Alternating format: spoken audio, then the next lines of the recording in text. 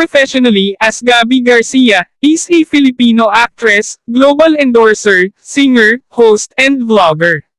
She is currently an exclusive artist of the GMA Network. Her first acting role was as Nicole Perez on GMA Network's primetime series My Destiny, Pia Santa Maria in Let the Love Begin. She then played Elena in the reboot of Encantadia, which gave her massive popularity and rose to fame. Career: Garcia began working in commercials and joined ng singing competitions. In 2013, she made her television acting debut as one of the young lead stars in GMA Network's primetime series My Destiny.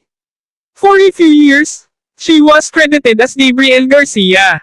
She was later paired with Ruro Madrid in a love team, and together, they headlined various projects such as the teledrama Let the Love Begin, the political sitcom Nako, Bosco, and the 2016 remake of the fantasy series Encantadia.